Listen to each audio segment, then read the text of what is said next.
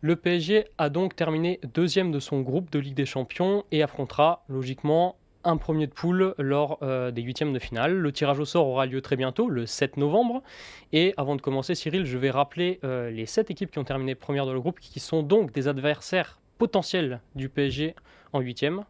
On a le Napoli, Porto, le Bayern, Tottenham, Chelsea, le Real Madrid et Manchester City. Alors Cyril, question toute simple, quelle est l'équipe à éviter à tout prix pour le PSG? Bon, il y en a deux. Il y en a deux, Allez, c'est à t'as mes droit yeux à deux. à mes yeux, c'est le Real Madrid et Manchester City.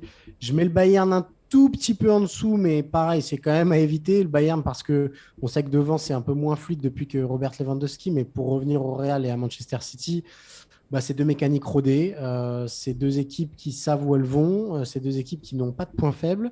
Manchester City s'est renforcé avec Erling Haaland et on voit que l'adaptation du serial buteur n'a pas tardé. Donc, il n'y a plus de points faibles à City et on a un attaquant capable de faire mal à n'importe quelle équipe.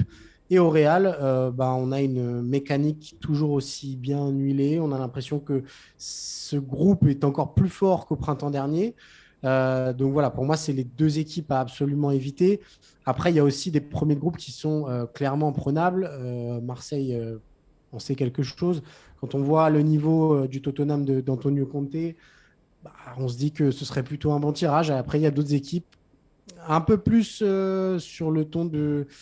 Voilà, le Napoli, c'est l'équipe un peu frisson de cette saison. Est-ce que ça va durer jusqu'en février? C'est pas sûr. Porto, même interrogation. Donc voilà, parmi tous les noms que tu as cités, je vois vraiment le Real et Manchester City au-dessus de la mêlée et donc absolument à éviter pour Paris. Oui, on peut aussi parler, tu l'as dit, du Bayern Munich, qui est la seule équipe à avoir réussi son Oui, 100% de c'est vrai. victoire au cours de cette phase de groupe, alors qu'ils étaient quand même avec l'Inter Milan et le FC Barcelone. Donc dans la poule dite de la mort, cette poule-là, ils l'ont complètement survolée. Euh, Tu parles du Napoli, c'est moi une équipe qui m'a beaucoup plu sur cette phase de poule et qui pourrait poser des problèmes à beaucoup de monde. Si elle a terminé première devant Liverpool, c'est pas un hasard. Elle a produit un jeu incroyable avec énormément de buts marqués à chaque fois. Et si Paris devait croiser la route de cette équipe-là, ça donnerait à coup sûr lieu à une double confrontation très spectaculaire. Ouais. Maintenant, là, on tire quelques plans sur la comète, mais il ne faut pas oublier que ces huitièmes de finale vont avoir lieu dans longtemps. Ce ne sera pas avant mi-février. D'ici là, il se sera passé beaucoup de choses. Il y aura eu une Coupe du Monde, rien que ça. Et puis énormément de matchs, des joueurs qui vont revenir fatigués, des joueurs qui vont devoir reprendre leur championnat respectif. Et puis on sait très bien, on a l'habitude. La réalité de la Coupe d'Europe n'est pas la même en novembre, en décembre, qu'au début du mois de février, qu'à l'approche du printemps. Et les équipes ne sont pas du tout dans la même logique. On parle du Real Madrid qui a cette capacité-là à se transcender quand arrivent les matchs couperets.